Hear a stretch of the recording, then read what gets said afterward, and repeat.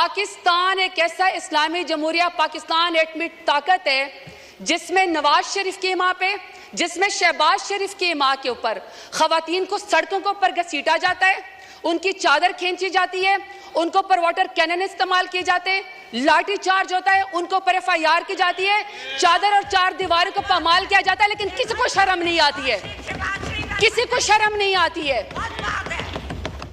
Speaker साहब, ये presidential speech में पहले पैराग्राफ में प्रेसिडेंट साहब जो हैं वो कांग्रेचुलेट कर रहे हैं इस ऑगस्ट हाउस को।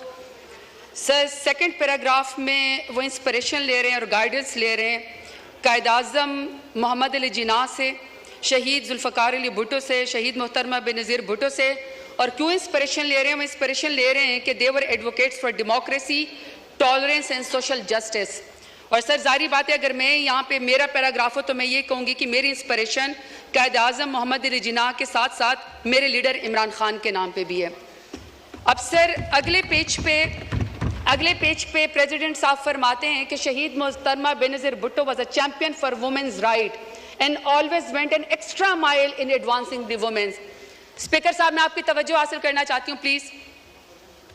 अब सर, ये विमेन एम्पावरमेंट के ऊपर प्रेसिडेंट साहब ने बेनज़ीर भुट्टो साहिबा से इंस्पिरेशन लिए। सर, हम भी कदर करते हैं, लेकिन सर जो हमारे मुल्क के अंदर इस वक्त इशारे हैं, पाकिस्तान में मर्द सियासतदानों को तो छोड़ें, खवातीन सियासतदानों के साथ 9 मई के नाम पे और इमरान खान का साथ न छोड़ने के नाम पे सियासत का मुकाबला सियासत से नहीं, सियासत का मुकाबला चादर खींचने से, खुनरेजी करने से और इज्जतों की पामाली से शुरू किया है।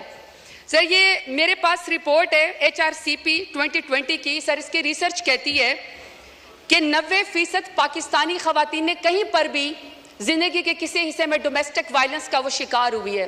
तो स्पीकर साहब, जब 90% खवातीन कहीं पर डोमेस्टिक वायलेंस का शिकार हुई हैं, वहाँ पे कोई आदमी जिसका जहनी तवाज़न शायद दुरुस्त ना हो और अपना आप को बड़ा एम्पावर्ड समझता हो, मेल शॉविनिज्म है, वो बंद दरवाज़ों के पीछे किसी खातून के ऊपर जो है वो तशद्दुद करता है ताकि उसकी चीखें सुनाई ना दें। जब घर के बड़े उसको जमा करते हैं और उसको बुलाते हैं कि तुमने खातून के ऊपर तशद्दुद क्यों किया, तो सर वो भी मुंह छुपाए फिरता है।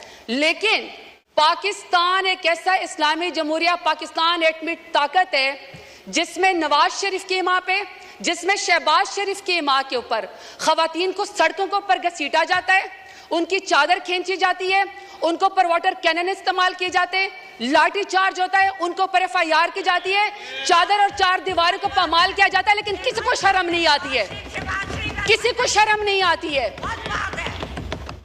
स्पीकर साहब, कहा गया कि जी सियासत में सबका हक है और इसमें लिखा हुआ है कि जी टॉलरेंस होनी चाहिए। अगर टॉलरेंस होनी चाहिए तो स्पीकर साहब, किसी के साथ तो किसी के वालिद साहब, किसी के दादा साहब कोई वजीर थे, पाकिस्तान की खिदमत की थी, कहीं पर किसी का जो है वो पीरी मुरीदी का मामला है, कहीं पर जो है वो किसी वजीर और मुशीर के या किसी का कहता है कि जी मैं फलाने तुमंदार सरदार का बेटा हूं और बेटी हूं। लेकिन स्पीकर साहब, मेरा सवाल है कि अगर मैं NA 185 पे जरताज गुल वजीर डेरा गाजी खान से इलेक्शन लड़ना चाहती हूँ, तो क्या डेरा गाजी खान मेरे लिए नो गो एरिया था कि आप मेरे प्रपोजर और सिकंदर को भी अगवा करें, आप मेरे घर का मुहासरा करें, जब मैं घर से निकलूं तो आप मेरे ऊपर लाठी चार्ज करें? पूरे डेरा गाजी खान ने देखा कि पूरे डेरा गाजी खान की जितने भी पुलिस एनफोर्समेंट थी, इंतजामिया थी, वो एक साइड के ऊपर खड़ी थी और मुझे पाकिस्तानी चौक में कॉर्डन ऑफ करके अकेला वहां पे खड़ा किया हुआ था। किसी को शर्म नहीं आई है, किसी को कोई फर्क नहीं वहां पे पड़ा। जब घर से बाहर निकलो तो कहते हैं कि आप NOC दो। कौन से आईन कानून में स्पीकर साहब होता है कि घर से निकलने के लिए आपको NOC चाहिए? बाप दादा ने मस्जिद बनवाई, नमाजों के ऊपर दरवाजे बंद कर दिए, क्योंकि ये जरताज गुल के घर के सामने जो वो मस्जिद है, वहां पे मार्केट थी तो मार्केट के दरवाजे बंद कर दिए। उन्होंने कहा ईद और चांद रात के ऊपर भी यहाँ पे कोई खरीदो फरोख्त नहीं होगी, क्योंकि शायद ये इस मार्केट में यहाँ पे जरताज गुल रहती है। मेरे खानदान की खवातीन स्पीकर साहब शरई पर्दा करती हैं। 10-10 दफा मेरे घर के ऊपर जब रेड किया गया, दरवाजे तोड़े गए, लाते मार के पुलिस आई, तो वहां के सारे वो बापर्दा खवातीन घर छोड़ के चली गई। तो आप कहते हैं कि आपको सियासत का हक है। मानते हैं हम बेनज़ीर भुट्टो साहबा की हम इज्जत करते हैं क्योंकि पहले वजीर आजम थी खातून, लेकिन एक दूसरी भी तो है ना जो टिकटॉकर वजीर आला जो कहती है कि खवातीन मेरी रेड लाइन है। रेड लाइन के बाद रेड लाइन के बाद आप यहाँ पे कायद-ए-आज़म रहमतुल्लाह अलैह की तस्वीर के सामने मोहतरमा फातिमा जिन्ना का जिक्र करते हैं। शुक्र है स्पीकर साहब, स्पीकर के मोहतरमा फातिमा जिन्ना के जो अपोनेंट थे ना, वो हिंदू थे, वो अंग्रेज थे, वो कुछ तो वजादार थे। यहाँ पे वजादारी का मुझे आलम बताएं, यहाँ पे आप मुझे वजादारी का आलम बताएं स्पीकर साहब कि कायद-ए-आज़म रहमतुल्लाह अलैह के पाकिस्तान में भी खवातीन को सियासत की इजाजत है। ये अमरीत का जिक्र करते ना, कल को कह रहे थे कि जी किसी को निकाल के आप कब्र से फांसी पे लटका दो, तो मुशर्रफ दौर में सबसे ज्यादा खवातीन को यहाँ पे रिजर्व सीट देगी। बदतरीन अमरीत के अंदर भी खवातीन को सियासत की इजाजत थी। बेनजीर भुट्टो के दौर के अंदर भी खवातीन को सियासत की इजाजत थी। इमरान खान मेरे लीडर की हुकूमत में खवातीन को सियासत की इजाजत थी। सबसे ज्यादा पाकिस्तान की तारीख में अगर काबीना में कोई मिनिस्टर बनी है तो वह इमरान खान के दौर में बनी है। मैं सवाल पूछना चाहती हूँ स्पीकर साहब इनको चुप कराएं। ऑर्डर इन द हाउस, मोहतरमा आप बोलें। स्पीकर साहब मैं सिर्फ सवाल पर यह करना चाहती हूँ कि जब नवाज शरीफ का दौर आएगा, जब शहबाज शरीफ का दौर आ गया, तो क्या खवातीन के ऊपर सियासत के दरवाजे बंद होंगे? हमेशा उनकी कैरेक्टर असैसिनेशन होगी, हमेशा उनको जेलों के अंदर डाला जाएगा? मैं सवाल पूछना चाहती हूँ स्पीकर साहब, मैं सवाल पूछना चाहती हूँ कि रेहाना डार साहिबा जो सियालकोट में, जिसका तो 9 मई से भी कोई ताल्लुक नहीं था, बेटे की सीट पर इलेक्शन लड़ना चाह रही थी, वालदा की उम्र के खातून है, आपने यहाँ पे एक बंदे को जितवाने के लिए पुलिस के जरिए उसके गिरबान में हाथ डाला, आसमान भी कांपा होगा। मैं आपसे पूछना चाहती हूँ कि आपको कौन सी सियासी बर्तरी हासिल होगी रेहाना डार को आपको घसीटते हुए और उसके गिरबान में हाथ डालते हुए? स्पीकर साहब हमने तो सुना था कि फलस्तीन में, कश्मीर में मकबूजा जगहों पे यहूदी और हिंदू जो खवातीन के खिलाफ टॉर्चर करते हैं, उनको हरास करते हैं ताकि उनको कोई जो है उसके ऊपर बर्तरी हासिल हो जाए। स्पीकर साहब मेरा सवाल है स्पीकर साहब कि जब आलिया हमजा को, पढ़ी लिखी खातून इंजीनियर है, जब आलिया हमजा को उनकी 3 बेटियों के सामने रात को उसके बेडरूम से बालों से खींचकर मर्द पुलिस वालों ने सीढ़ियों के ऊपर घसीटा, तो मैं शहबाज शरीफ से पूछना चाहती हूँ कौन सी सियासी बर्तरी आपको पाकिस्तान तहरीक इंसाफ के ऊपर हासिल हो गई? अब मैं डॉक्टर यास्मीन राशिद का जिक्र करना चाहती हूँ। स्पीकर साहब डॉक्टर यास्मीन राशिद हैं, एक्स मिनिस्टर है हेल्थ की, और वो इस कौम की खिदमत कर चुकी है, कैंसर की सर्वाइवर है, एक लीडर खातून है। आज वो खातून, एक जमानत उसको नहीं मिलती जो कि बुनियादी हकूक के खिलाफ फर्जी है। आप ये चाहते हैं कि कोई पढ़ी लिखी खातून यहाँ पे सियासत के अंदर ना आए, उसके ऊपर दरवाजा बंद कर दिया जाए? तो मैं पूछना चाहती हूँ फॉर्म 47 वाले वज़ीर आज़म से कौन सी सियासी बर्तरी आपको हासिल हो गई? स्पीकर साहब, order in the house please सुने ऑनरेबल मेंबर बोल रही हैं, सुने जी, आप जारी रखें प्लीज। स्पीकर साहब मैं यहाँ पे बुशरा बीबी का जिक्र करना चाहती हूँ।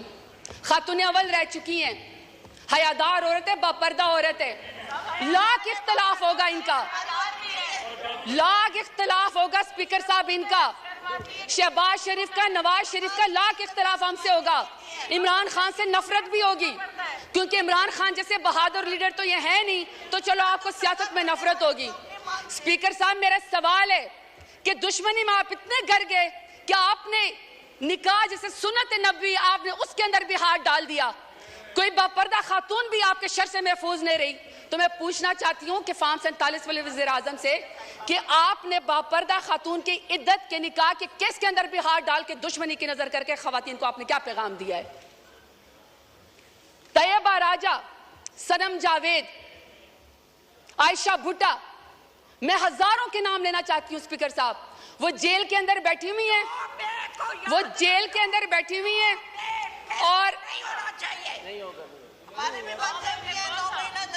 Order in the house please, सबने बोलना है, हर कोई अपनी बारी में बोले जी। स्पीकर साहब आलिया हमजा, आयशा भुट्टा, सनम जावेद, इसी तरीके से सर तैयबा राजा, वो पुलिस की कस्टडी में बैठी हुई हैं, और तैयबा राजा कहती हैं कि उनकी वालदा तहज्जुद की नमाज पढ़ रही थी और उनको कोई पुलिस ऑफिसर कोई रेप की वीडियो भेजता है। आपने उस खातून की मां के तहज्जुद के टाइम पे आंसू का कौन हिसाब देगा? ये चाहते हैं कि यहाँ पे सियासत हो खवातीन की, ये लंबरदार है खवातीन की सियासत के, ये कमेटी बनाएंगे सियासत खवातीन की। मुझे बताएं स्पीकर साहब, जो वजीर आजम, जो नून लीग 14 शहीदों का खून करके खवातीन के सर से चादर उतार के कुर्सी के ऊपर बैठी हो, तो मैं बताना चाहता हूं, न तुम्हारी कुर्सी रहेगी, न तुम्हारी बेटियों के सर के ऊपर चादर रहेगी, क्योंकि बेटियां सांझी होती हैं, इज्जत सबकी होती है। ये स्पीकर साहब मैं आपको जरा फैक्ट्स एंड फिगर बताना चाहती हूँ। ये 21 अप्रैल 2024 की स्टैंडिंग कमेटी की रिपोर्ट है, पीडीएम की 2 साल की, इंक्लूडिंग इनकी जमात की, पीएमएलएन की। सर, इस रिपोर्ट में कहते हैं कि खवातीन कैदियों में 60% इजाफा हुआ है। What a shame. आपने महंगाई तो कर दी, कितनी शर्मनाक बात है कि आपसे मुल्क तो संभाला नहीं जा रहा। आप कश्मीरियों का खून करते हैं, आप खवातीन को सड़कों को पर घसीटते हैं, आप किसानों की पटकी उतारते हैं, लेकिन आपके पोर्टफोलियो पे माशाल्लाह से क्या है कि 60% खवातीन का इजाफा हुआ है कैदियों में। इसका हिसाब हमें कौन देगा? चले छोड़े, हम नहीं मानते। आप हमारी रिपोर्ट को, हमारी इस बात को ये रद्द कर दे, क्योंकि मैं तो पीटीआई की हूँ। जरा अपने माई बाप अमेरिका सुपर पावर की स्टैंडिंग कमेटी की जरा इनकी रिपोर्ट पढ़े। ये जी स्पीकर साहब, ये स्टेट डिपार्टमेंट की ह्यूमन राइट्स कमेटी की रिपोर्ट से जरा ये पीएमएलएन का मैं आपको जरा इनका पोर्टफोलियो बताना चाहती हूँ। वो कहते हैं इनकी नून लीग की पहली हुकूमत का खासा है अगवा, अबडक्शन, दूसरा है जाली मुकदमात, तीसरा है सियासी मुखालफिन का कत्ल, फिर है दौरे हरासत, जिस्मानी रिमांड, फिर है सियासी कारकुनान को हरासा करना, जमानत मिलने के बावजूद दोबारा गिरफ्तार करना, जजों पर इंसाफ न करने के लिए उनके वीडियोस बनाना, शहरियों की जिंदगी को में गैर कानूनी तौर पर मुदाखलत करना, सहाफियों को सच बोलने से रोकना, एहतजाज और नकलो हरकत को रोकना, सियासी सरगर्मियों से ताकत के जोर पर रोकना, और माशाल्लाह रिश्वत, भत्ताखोरी और अकरबा परवी, ये इनका पोर्टफोलियो है पीएमएलएन का। और ये यहाँ पे आके जाते हैं इमरान खान का मुकाबला करने के लिए। शुक्रिया। नहीं सर, मुझे सर 5 मिनट चाहिए, मेरी आपसे रिक्वेस्ट है सर। वाइंड अप करें, रिक्वेस्ट है सर, 1 मिनट में वाइंड अप करें प्लीज सर। 5 मिनट रिक्वेस्ट है प्लीज। अभी आपके ज़हन कुरैशी साहब ने अभी बोलना है, आप प्लीज वाइंड अप करें। सर, मेरी पहले रिक्वेस्ट ये है कि हमें तमाम खवातीन की रिपोर्ट दी जाए, उनकी हेल्थ की रिपोर्ट दी जाए, और हमें यह बताया जाए कि उनको कितना जो है वो काउंसिल जमानतों के लिए उनको कितना जेल के अंदर 15 से 20 हज़ार खवातीन जो हैं, हमें उसका हिसाब बताया जाए। हम इनकी रिपोर्ट के ऊपर यकीन नहीं करते, क्योंकि पीडीएम और स्पेशली पीएमएलएन की वजह से तो खवातीन के साथ मजालिम हो रहे हैं। यहाँ पे किसी ऐसे इंडिपेंडेंट इदारे को इन्वॉल्व किया जाए जो हमें इस रिपोर्टिंग में मदद दे। दूसरा सर 22.5 मिलियन जो बच्चियां स्कूलों से बाहर हैं, उसमें सबसे बड़ी तादाद जो है वो स्कूल की बच्चियों की है। सर, हमें उसका टारगेट बताया जाए कि कब होगा। सर, तीसरा, खवातीन सियासतदानों को, सर एक सेकंड सर प्लीज, खवातीन सियासतदानों को सर जब आप गिरफ्तार करने के लिए आते हैं, खुदा का वास्ता सर कोई मर्द नुमाइंदा या कोई सर एहलकार जो है उनको ना घसीटे, ना उनको सर हरासा करे, बल्कि सर उनको बुलाएं, खुद खवातीन जो है वो जाके थाने में पेश हो जाएगी। सर, आखिर में अपने डेरा गाजी खान के गयूर अवाम का शुक्रिया अदा करना चाहती हूँ। मैं आपसे 2-2 मिनट करके हिसाब मांगती हूँ, लेकिन सर अगर मेरे डेरा गाजी खान की गयूर अवाम ने मुझे इमरान खान के नाम पे वोट ना दिया होता, तो आज जो सरदारों ने मेरे लिए गड़ा खोदा था वो खुद उसके अंदर शुक्र गिर चुके हैं। आखिर में सर के मेरे लीडर इमरान खान के नाम कि सर जो आदमी रियासत की कैद में होकर रियासत को ये कह दे कि तुम्हारा ख्वाब रह जाएगा मुझे डरा हुआ देखना, ऐसा शख्स ने काबिल शिकस्त होता है। सर, इनसे कहे शुक्रिया शुक्रिया जी। सरदार मोहम्मद यूसुफ साहब, इसके बाद फिर ज़ैन कुरैशी।